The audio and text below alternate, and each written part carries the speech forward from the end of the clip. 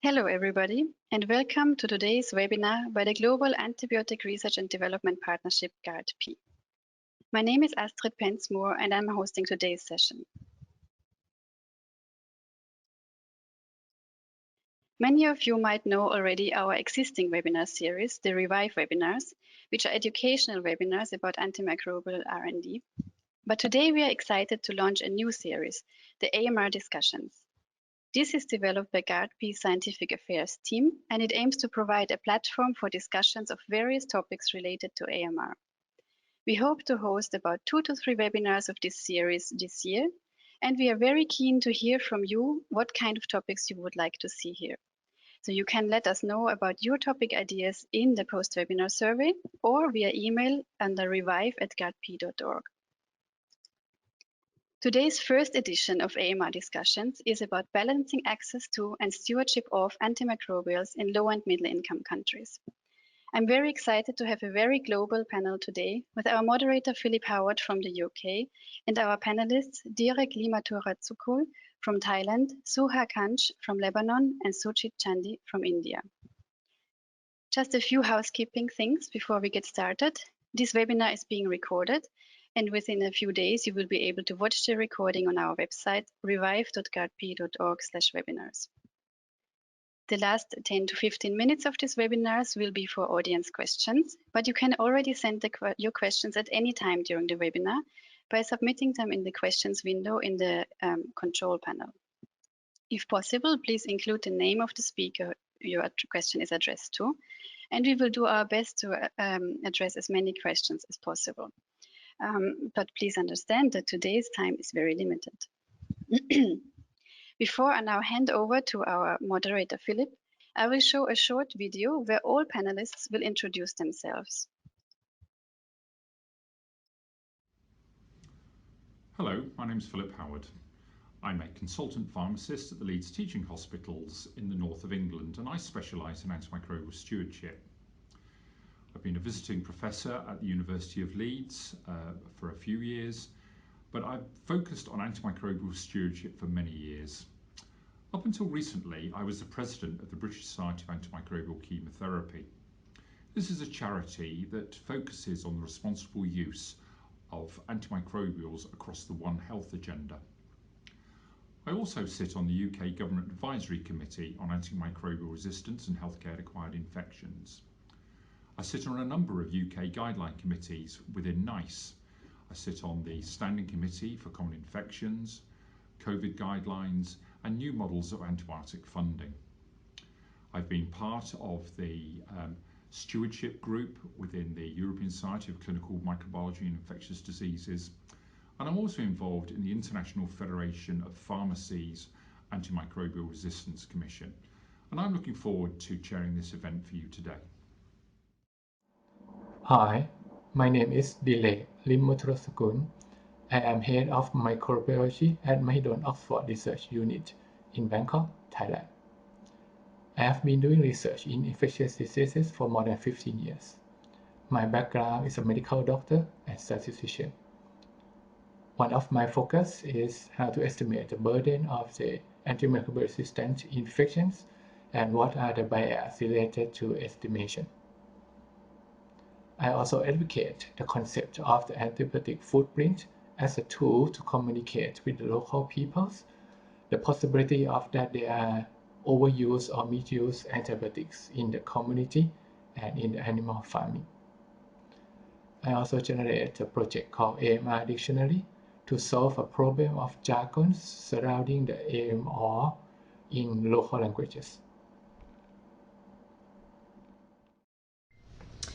Hello, my name is Souha Kanj. I'm Professor of Medicine and Chief of the Division of Infectious Diseases and Chair of the Infection Control Program and the Co-Chair of the Antimicrobial Stewardship Program at the American University of Beirut Medical Center in Lebanon.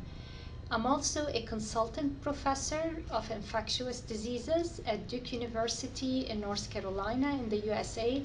This is where I did my training in internal medicine and infectious diseases. I was also a Howard Hughes Medical Institute research associate. I received an honorary doctorate degree last year from Radboud University in Nijmegen in the Netherlands. I am a fellow of many societies, including the American College of Physicians, the Infectious Disease Society of America, the European Society of Clinical Microbiology and Infectious Diseases, the fellow of the Royal College of Physicians, and the fellow of the Federation of Medical Mycology, FECMM. I'm also on the executive board of the International Society of Antimicrobial Chemotherapy, ISAC, and was voted to be a board member of ISAC last year. My research interest focuses on infection control related issues, transmission of infections, antimicrobial resistance, antimicrobial stewardship, and fungal infections. Very recently, I have really dedicated a lot of efforts into the understanding of the outbreaks during COVID pandemic, as well as to understand the molecular epidemiology of multi-drug resistant gram-negative pathogens, which is a very common problem in Lebanon and the Middle East region. Hello, my name is Dr. Sujit Chandi. I'm a professor at the Department of Pharmacology and Clinical Pharmacology, Christian Medical College, Vellore, which is in South India. I'm also the director of REACT Asia Pacific. REACT is a network organization which has devoted itself to containing and tackling antibiotic resistance. My main interests are medicines management, use, safety, and ethics. But my passion is trying to improve antibiotic use, antibiotic stewardship, advocacy and awareness and knowledge so that people understand the whole problem of antibiotic resistance. I worked for a number of years, 2 decades, with WHO, other global partners, agencies, and universities, nationally and internationally in this area. And I would like to share my experiences with you today. Thank you very much. All right, so and with this, I welcome our moderator, Philip, and all our panelists. Thank you.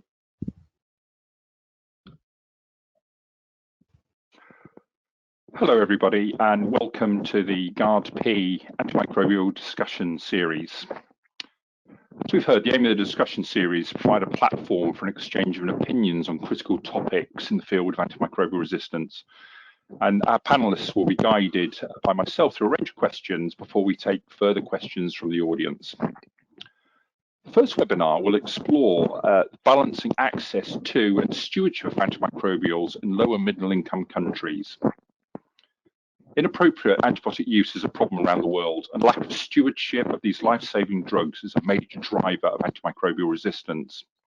However, the lack of access to antibiotics causes 8 times more death every year than estimates of antimicrobial resistance. 5.7 million deaths versus 700,000 for resistance. Whilst we have seen lots of funding being pumped into the development of new antimicrobials over the last 10 years, often known as push incentives, these haven't produced the thriving market needed to kickstart the antibiotic pipeline without support. This is partly because new antimicrobials are kept for difficult to treat or resistant infections to preserve their lifespan, but also because they cost much more than old, cheaper generic antibiotics, so are often seen as unaffordable despite having less side effects. A number of countries are actually exploring a delinkage model whereby you pay for the availability of the new antimicrobial, whether you use it or not. So a bit like my gym or Netflix membership. And these are known as pull incentives. However, only 3 of 13 new antibiotics are marketed in 10 or more countries out of a possible 102 countries where better access is needed. And they are rarely for children and babies for up to a decade after adult use is approved. But this is just not new antimicrobials that are not available. The 2020 AMR benchmark report from the Access to Medicines Foundation showed that only 14 of 24 forgotten antibiotics are being supplied to at least one or more access countries. And half of those 14 are on the WHO essential medicines list. The remaining 10 are not being supplied to any country. A lack of good stewardship coupled with a lack of access to old and new drugs can be especially problematic for some low and middle income countries where the burden of drug-resistant infections can be high. So in this webinar, our panelists will discuss the delicate balance between access and excess or stewardship and share their experiences from working in infectious diseases and antimicrobial resistance in India, Lebanon and Thailand. So welcome to all of my panelists here. It's great to see you online. So we're going to start off the conversation initially with talking about access. So my first question to the panelists is, how do people access antimicrobials in your country or region? And we'll start off with Souha, please. Yeah, thank you, Philip. And I'd like to thank Astrid for inviting me to be on this important panel discussion. So I think what I'd like to do is briefly give an idea about the access to antibiotics in Lebanon, and then just a few words about the region, because if we think about the Arab countries and the Middle East, this is a lot of heterogeneous region in terms of antibiotic availability and consumption. I would say in Lebanon, we'd like to divide the antibiotic consumption and access to 3 different periods. Before 2016, everyone had access to antibiotics. You could go to the pharmacies and ask for an antibiotic without having any prescription, any doctor's prescription. The Ministry of Health and the Syndicate of Physicians in 2016 worked on restricting the access, and therefore they came up with the rule that only antibiotics can only be given with a prescription, and they called it a unified prescription. So it's the same type of prescription that is available in all offices. And therefore, without that, the pharmacist would not be able to dispense those antibiotics. And the ministry will do audits and making sure that everybody is complying with the rule. Unfortunately, now with what happened in the economic crisis in 2019, things seem to be changing, and we are seeing again abuses of antibiotics. And at the same time, we're seeing dispensing of generic antibiotics of poor quality, which was not the case in the, I would say, golden period between 2016 and 2019. In the region, we have a lot of variation. So we have the extreme of Yemen and Syria, for example, countries affected by conflict where you can get any types of antibiotics from pharmacies without any regulations. And the other extreme will be some countries in the GCC, such as United Arab Emirates or Saudi Arabia or Kuwait, where things are very much regulated. Over. Thank you. Let's hand over to Sujit. What's happening in India? I think India, as you know, is a large country with a lot of variations and diversity within the various states. So as far as, I mean, it's also known as the pharmacy of the world, but so there's a lot of antibiotics and a lot of brands and companies. But as far as your question is concerned about access, I think there are also issues of access. And this often depends on, for example, rural versus urban. So there are limited healthcare facilities in extremely remote areas, unlike the urban. So that's one factor. And the second factor is that in many of the rural areas, it may be the primary health centers which cater towards the public. So then, of course, there are limited budgets available between primary health centers, and therefore a limited stock of antibiotics will be there. Only certain antibiotics will be there. And the third issue with regard to access is often, of course, other factors play into it in terms of not just about the stock, but also about availability, affordability, and the fact that sometimes people have to go large number of kilometers walk and to reach a healthcare center. There are other facilities for medicines, but again, it depends on the area. So these are the kind of factors which sort of have this propensate this issue of access in India currently. Thank you. Let's hand over to Direk. What's happening in Thailand and in your region? Thank you, Philip. And in Thailand, it's a country of the upper middle income, so people have a power to buy. And about 10 years ago, you can buy antibiotics over the counter. You don't need the prescription.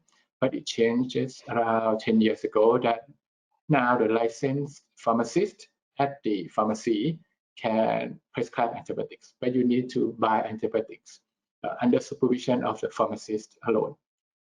And I think one of the misconceptions of people who come to Thailand would think that most of the antibiotics got dispensed via the drugstore. But actually, during the last survey of the Ministry of Public Health with the National Statistics Department, they found that actually only a quarter of the antibiotics were dispensed at the drugstore. About half get out from the public hospital. About another quarter get out from the private hospitals or clinics. So what we see, the picture that everyone buying the antibiotic at the drugstore, actually that is in the Bangkok and in the big city for people who have money to buy and don't want to queue up in the universal healthcare. And we also have the universal healthcare. So actually, you can get antibiotics for free from the public hospital. And many patients come to see the doctors in the public hospitals if they have a strong will to get the antibiotics. There are many ways that they can get antibiotics by pressuring the doctors and getting out. And I think that is based on my personal experience while working in the upcountry as well. Over. Thank you. So that sounds quite good that we're actually seeing more regulation of antibiotics. There is some worrying things coming through around potentially counterfeit or poor quality antibiotics, but it sounds like we're starting to move in the right direction. The second question is your country or region affected by a lack of access to certain antimicrobials? Does it affect treatments for, say, drug-resistant infections? And what are the main barriers of access to these antimicrobials? Let's start off with what's happening in India and South Asia. Sujit.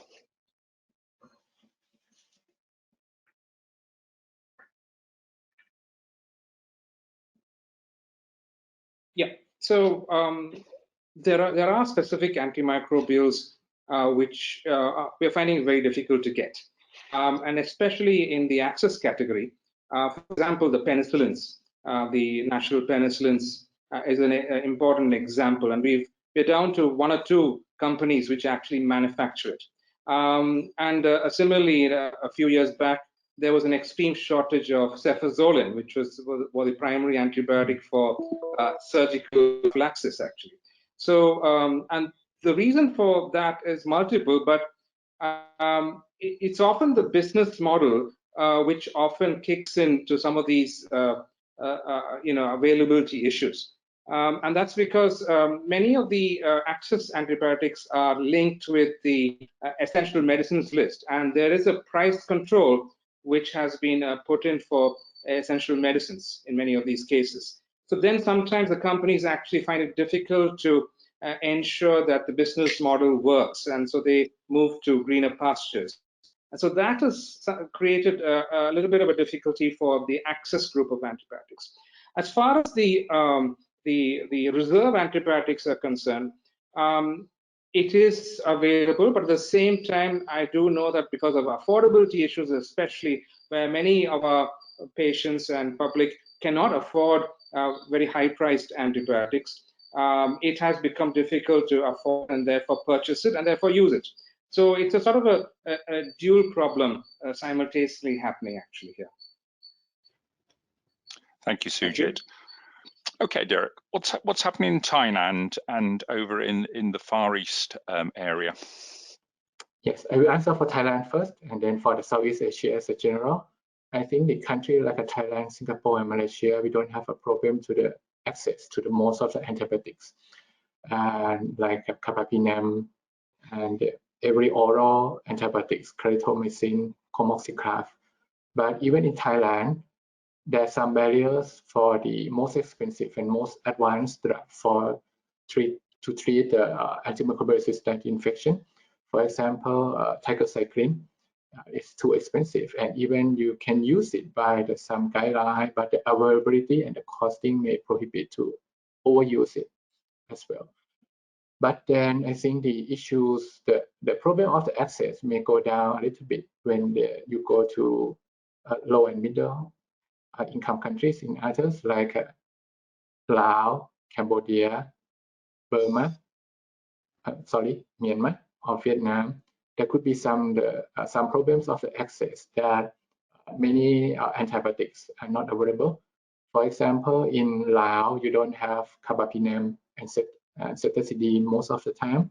And if you get the infection with the cephalosporin E. coli or Bacteria pseudomonas that you need carbapenem, you might not be able to find it. So there are the discrepancy of the access for the low-income countries in the region. Over. Thank you. And then finally, in Lebanon, the Eastern Mediterranean, what's the situation there? So Philip, if let me limit my discussion to the prior to the 2019 economic crisis, because we don't know what's going to happen now after the economic crisis. But I would say in Lebanon, the private sector, the private health sector is very well developed. And actually in 2019 in Lebanon, we had access to all the new antibiotics that had been on the market in the US and Western Europe, you know, the new beta-lactam, beta-lactamase inhibitors, the new lipopeptides, all the new antifungal agents, echinocandins, azoles, etc., etc.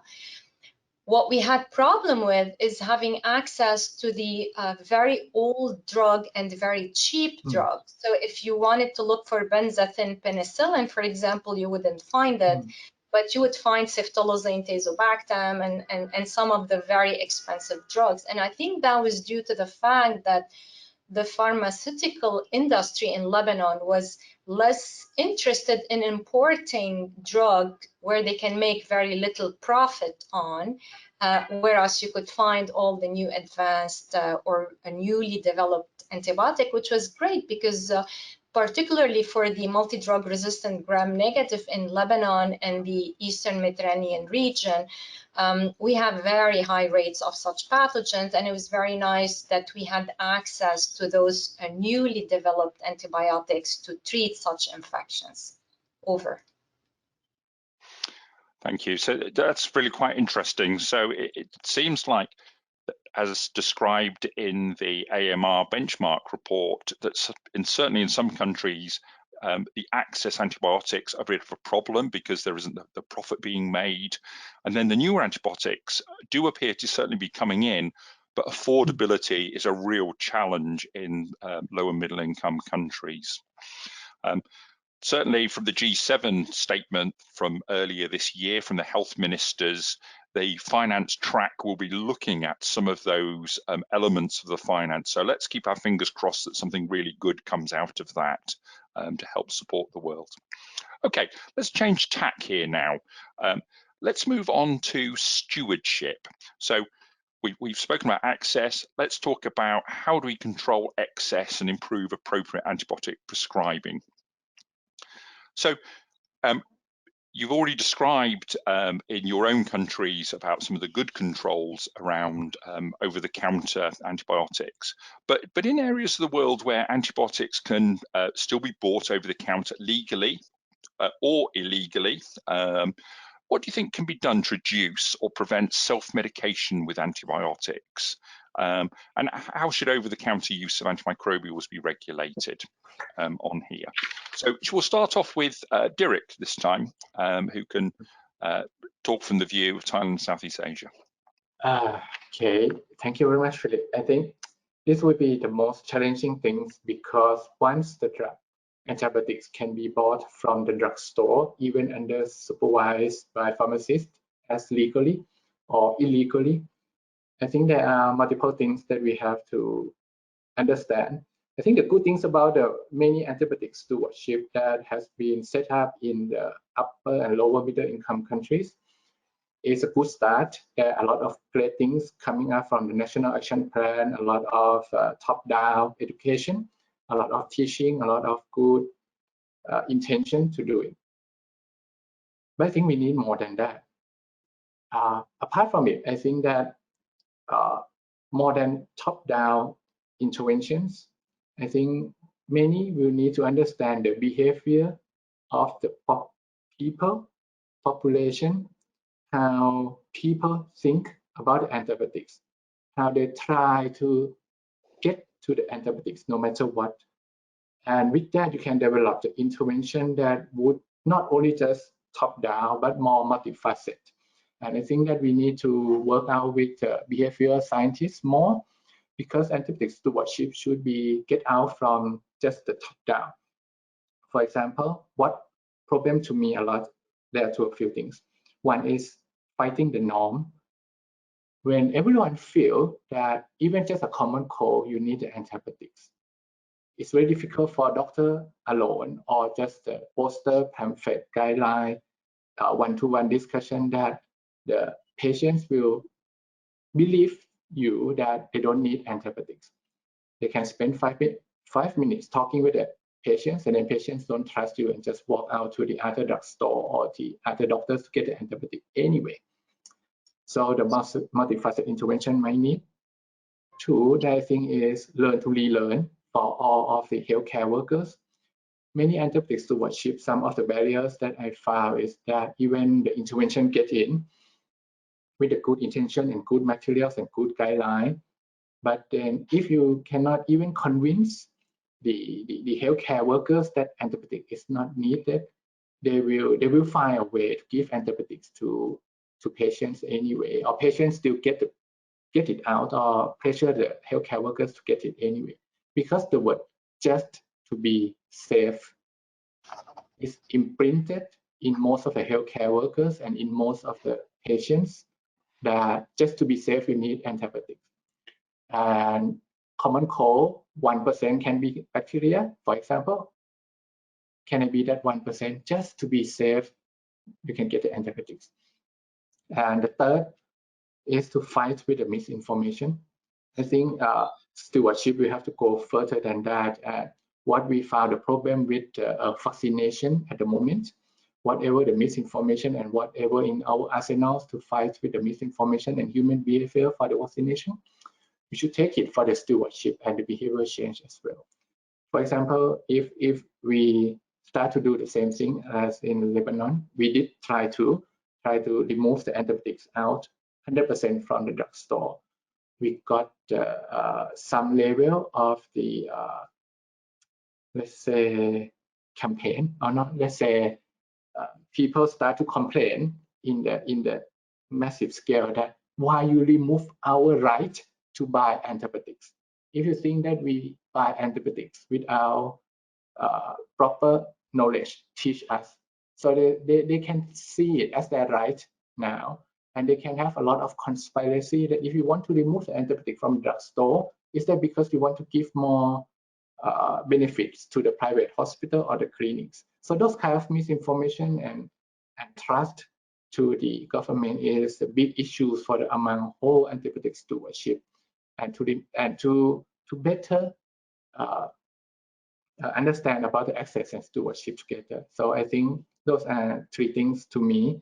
A multifaceted intervention might need it, learn to relearn, focus on the healthcare workers, and whatever we use to fight misinformation for the vaccine, we need to use it for the antibiotic overuse, misuse, and stewardship as well. Over. Thank you ever so much. What about in the Eastern Mediterranean and Lebanon? Souha? So I think a lot can be done actually, and when I think about what can we do to improve stewardship in the outpatient setting, I think about the need to do national surveillance and share the results with the end users, which are the doctors, the pharmacists, the microbiologists. Education is very important, and when I speak about education in terms of stewardship, we don't limit that to healthcare workers, but also to extend that to students, including school children, but also educating the public through campaigns about the damages of antimicrobial resistance and the abuse of antibiotic. And there are a lot of models that have shown to be effective. I think in France, public education has shown to be effective, and this is something we were working on prior to the COVID pandemic. The microbiologist labs, I think those that give culture results to outpatient setting, they can limit the type of susceptibility they report, and by restricting the reporting, therefore, they force the clinicians to pick the antibiotic with the narrowest spectrum. If you have an E. coli susceptible to amoxicillin, I don't need to report susceptibility to third-generation cephalosporins and others. And I think national guidelines are very important, and making them free access to all the practitioners. I think, as Direk has said, a multidisciplinary approach, a multifactorial approach is very important. And a lot of these efforts were really beginning to happen in Lebanon and in many countries of the Eastern Mediterranean region because of the efforts of the societies of infectious diseases and clinical microbiology that are very, very active in this region.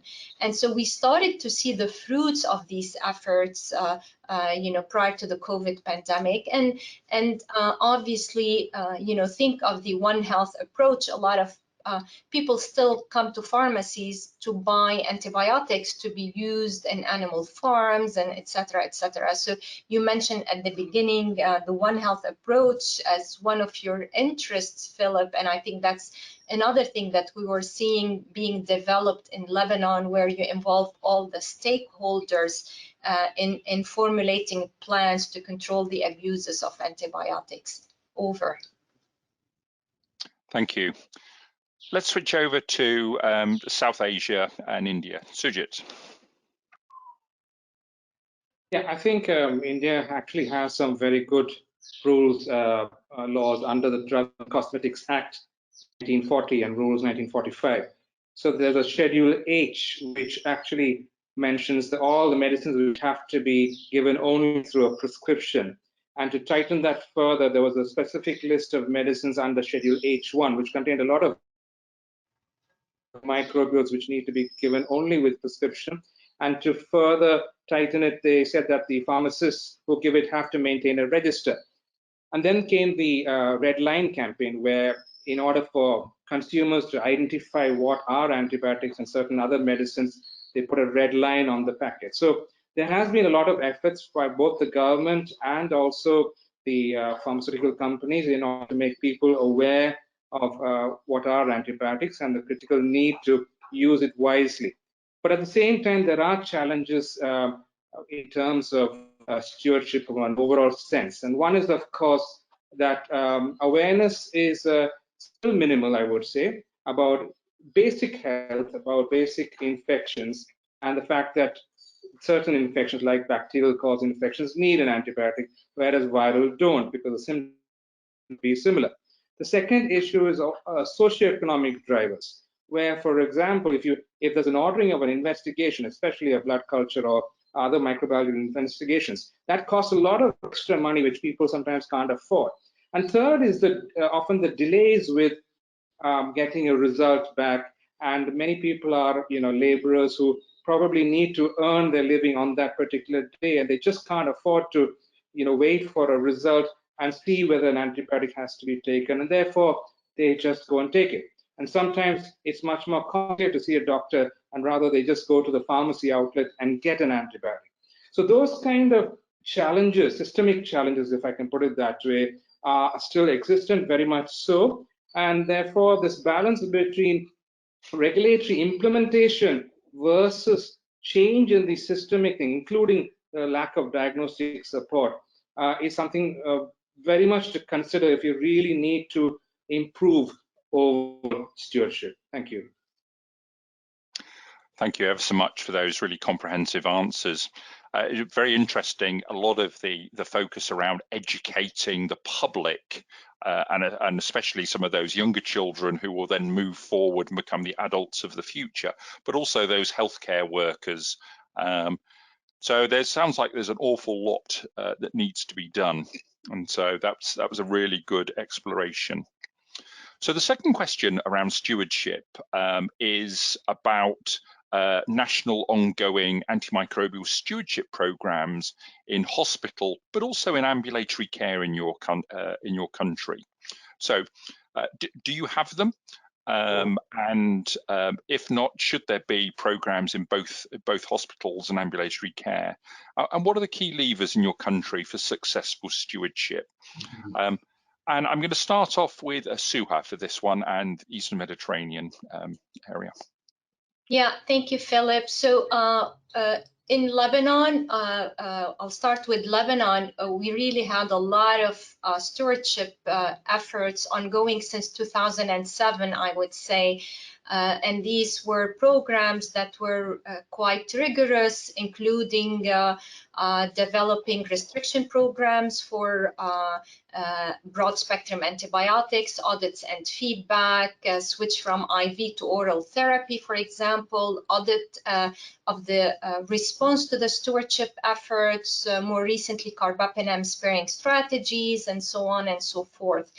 And I would say in many hospitals in Lebanon, particularly the private hospitals, we started to see rigorous stewardship programs developing since the 2010 and ongoing.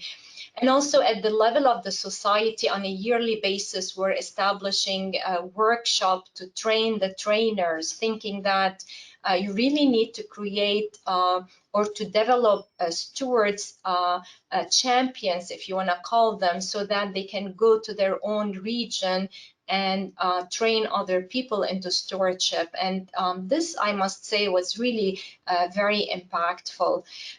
We also helped developing under the BSAC umbrella modules that had free access modules for antimicrobial stewardship training for that was open for all healthcare workers to do this, to learn from this module for stewardship training.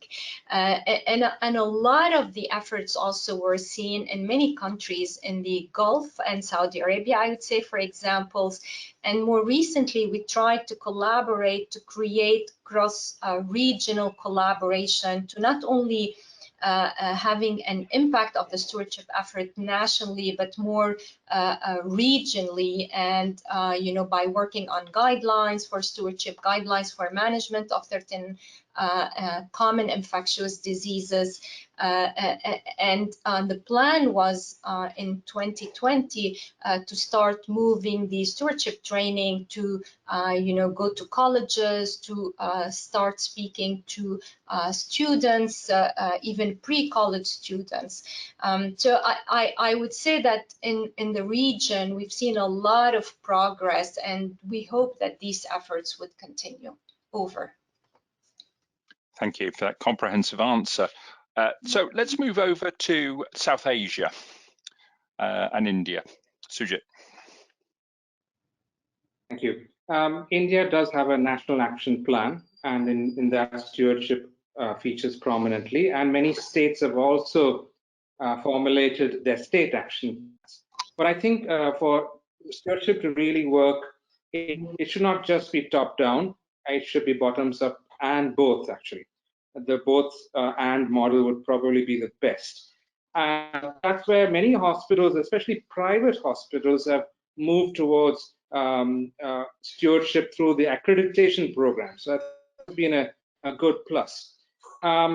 Traditionally, the hospital infection control committees have tried to push stewardship, but I think more than that, what is probably important is individual champions who could be at different levels in a hospital. It could be a team, but if somebody takes the initiative, I've seen that those hospitals move forward. And if they are able to convince the leader of the hospital that this is important, that's important. That moves. Otherwise, sometimes it tends to flounder. As far as the ambulatory setup is concerned, which you specifically asked, I think that needs a lot more of advocacy. It needs a lot more of awareness and a lot more of behavior change, because the challenges in that environment are slightly different to the challenges in a hospital. And my network organization, React, is actually been doing a lot of things in terms of trying to look at what are the behavior changes necessary, as well as some community-led models. For example, some of the students groups and some of the self-help groups have been very instrumental in changing the kind of attitudes about antibiotics, and even things like waste disposal, self-medication. So all these things need to come into play to have a very broad community stewardship in the ambulatory setting. Thank you. Thank you ever so much for that. And let's move over to Southeast Asia and Thailand. Direk. Thank you, Philip. I think that Thailand, in the same way as South Asia, we have a good national action plans written beautifully to implement, to have beautiful antimicrobial stewardship in every hospital in Thailand is still to be decided, I think. And there are a few hospitals that have a very good stewardship, showing very good results, have some publications.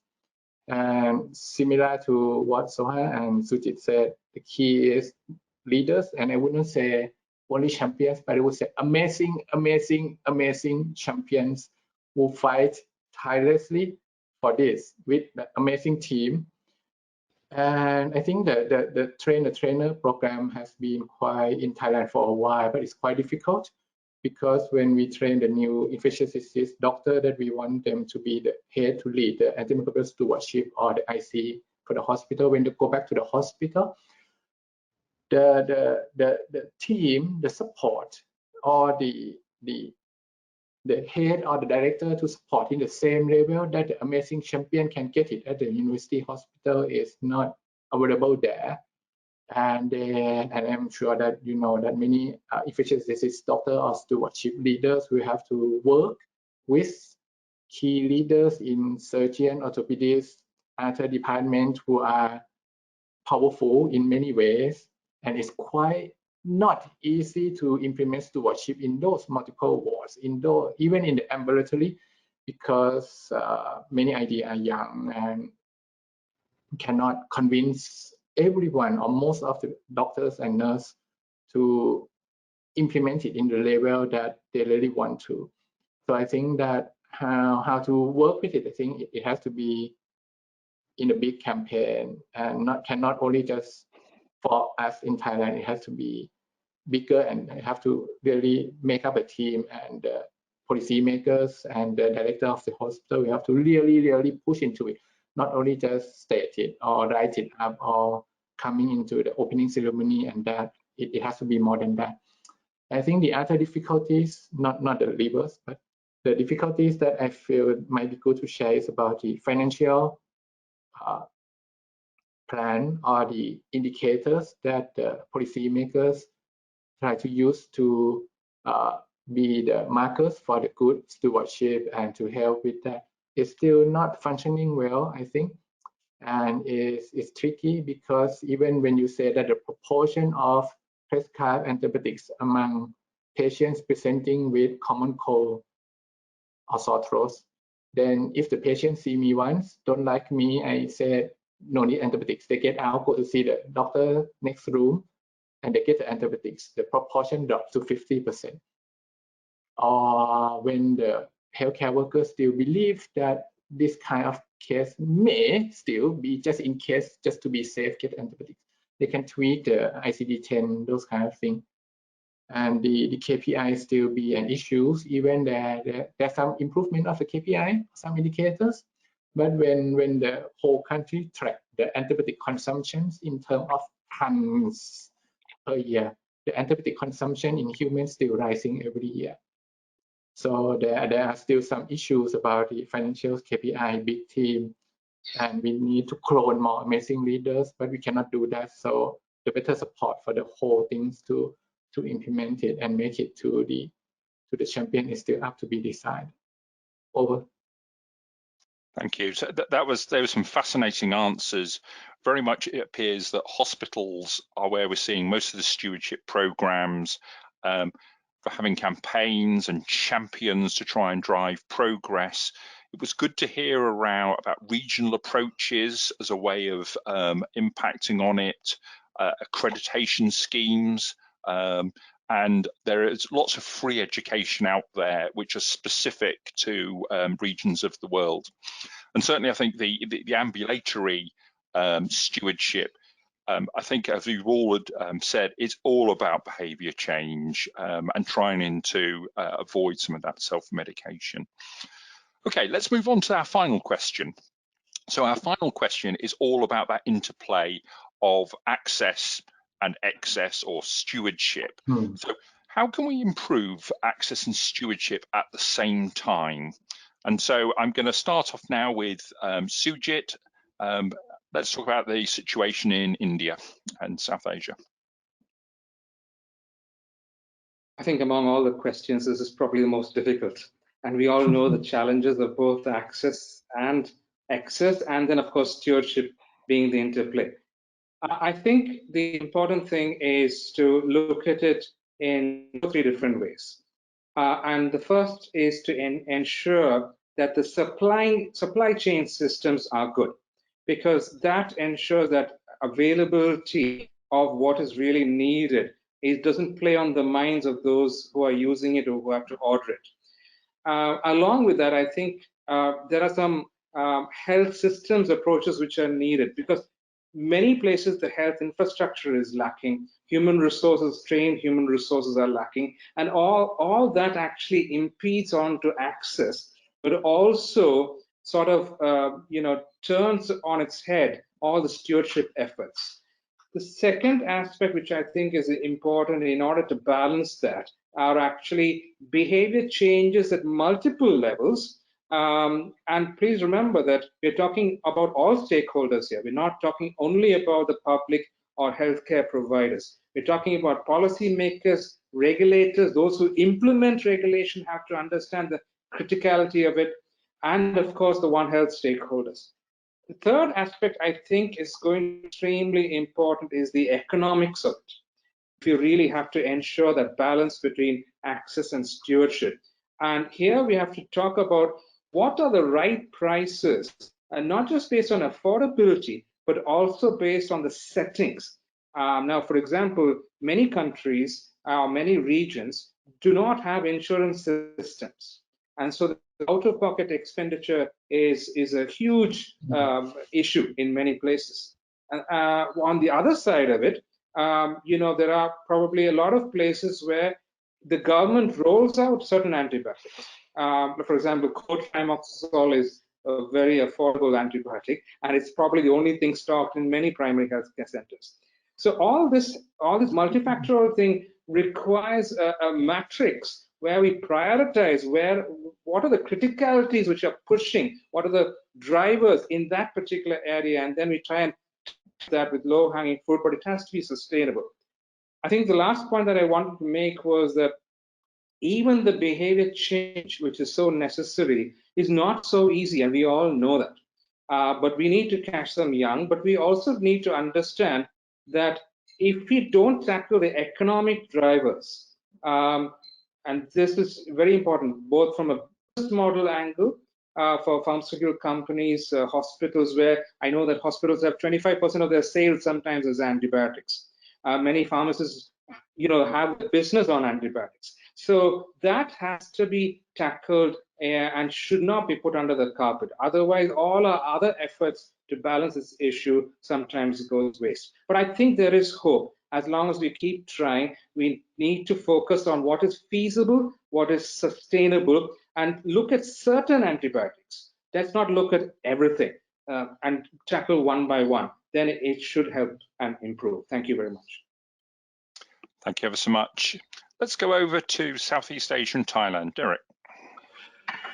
Yeah, I think I would like to second all what Sujit just said and totally agree with everything. And if I would like to add on is only that maybe for every $1 that people put in to invest to improve the access, they should put $2 for the improve of the stewardship. Otherwise, if you improve only of the access or on the same level, it would not be the way, the good way that stewardship can still not control but manage or educate people who need it to get it and who don't need it to not get the antibiotics. Because I think in Southeast Asia, the access will improve over time when the economy is better. But then for every one level of the access improvement, the invest for the stewardship in the really invest, and not just the ceremonial or wording or written guideline, but really invest of everyone, multiple stakeholders into it. It will never work and it will have a big problems. And I think that not go longer than this, I just say this over. Thank you. So finally, let's go over to the Eastern Mediterranean region. Souha, what have you got to add to this? Yeah, I think I'll not take much time to allow time for questions from the attendees. I agree with what Sujit and Direk said. I'd like to add 2 points that had not been covered in this discussion, and that is the first one is to have access to rapid diagnostics. I think if we improve the availability of diagnostics tools, not only in the inpatient setting, but also in the outpatient setting, if you can have, rapid antigen test for streptococci in clinics, you don't have to give antibiotic to every kid who presents with sore throat and pharyngitis. So we need to really work on developing diagnostics and having access to those diagnostics in both in and outpatient setting. And the second issue that we have not discussed so far, and briefly, I'd like to say that something we've done in my region is to really develop palliative care, which means that if you have a terminal cancer patient with a huge pneumonia, and we know his outcome is very dismal, we don't need to treat that pneumonia in this dying patient from his terminal cancer.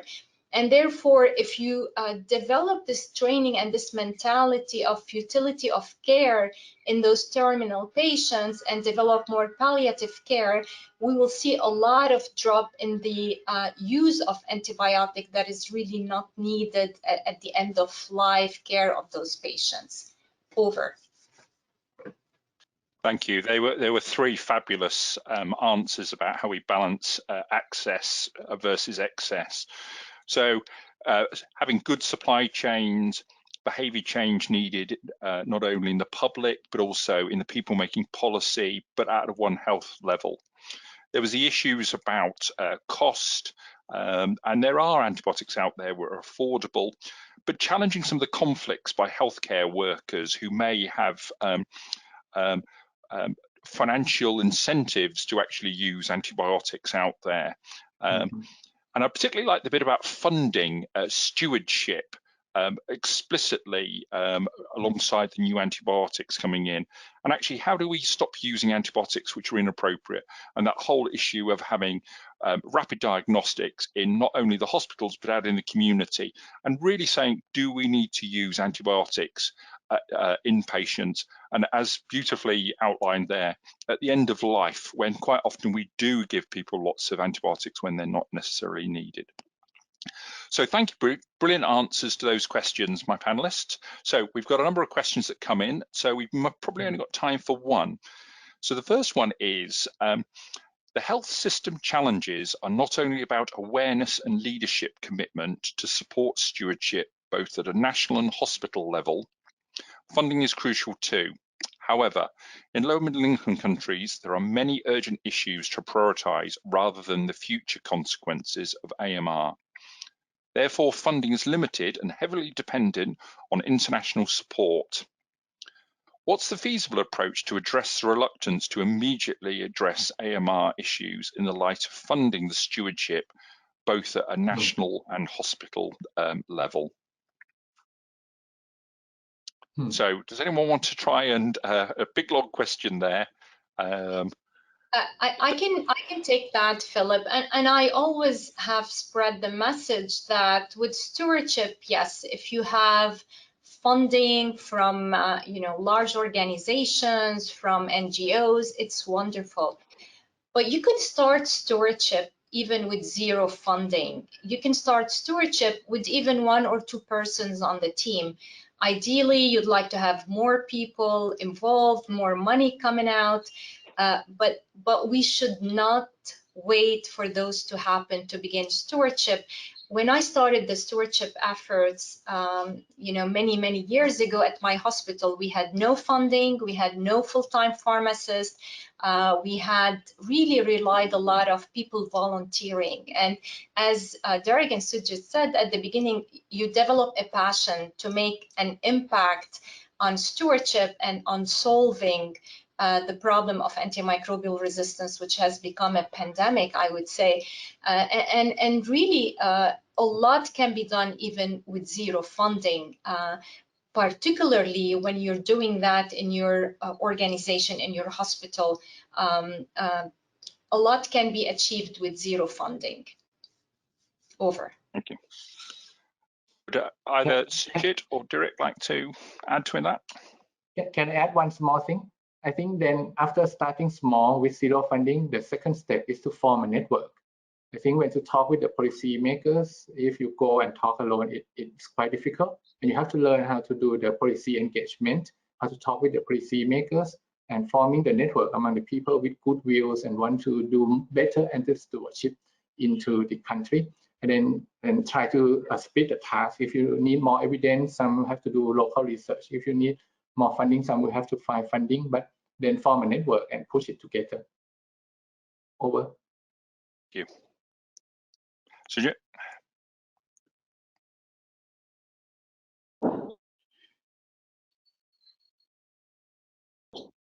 Yeah, I think very quickly, I know the time is almost up, but I think we have a lot of lessons to learn from what is going on now, the pandemic, COVID pandemic, because AMR is a silent pandemic. So we need to make it much more visible. We need to be able to make the economic case.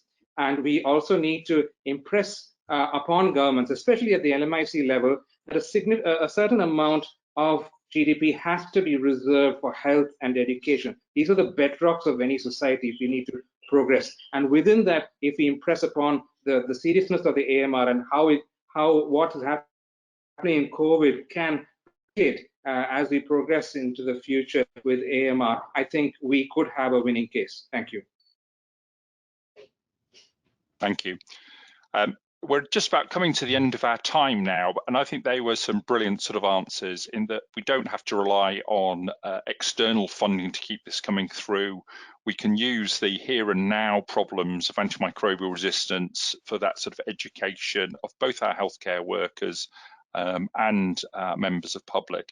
And there is lots of free to access, really good education material that's out there, and some of those networks in parts of the regions of the world I think are key to do this. So I'd really just like to wrap up by thanking each of my speakers for their excellent answers and contribution to this sort of panel. I want to encourage everybody to watch the rest of the GARD-P AMR discussion series. I'd like to thank very much, and I'll hand back to Astrid. Thank you very much. All right. Thank you so much, Philip, for doing such an expert job on moderating our first AMR discussion. And of course, a great big thank you to the 3 panelists. I would also like to thank the audience, of course, for participating and for sending many questions. I apologize that we didn't have time for many, but I will try to get some written answers from some of our panelists, which I can then distribute later with the follow-up email and on our website. I also was informed that unfortunately Sujit's biography video was cut a little bit short, so I apologize for that, and I will edit the recording so that when you watch the recording, you can see, of course, his full biography. And finally, so here's the slide. So we will announce new webinars soon, revive webinars, but also hopefully another AMR discussion webinar. So please keep an eye on our website. So once more, thank you everybody, and goodbye. Thank you. You. Thank you. Bye-bye. Bye. Bye.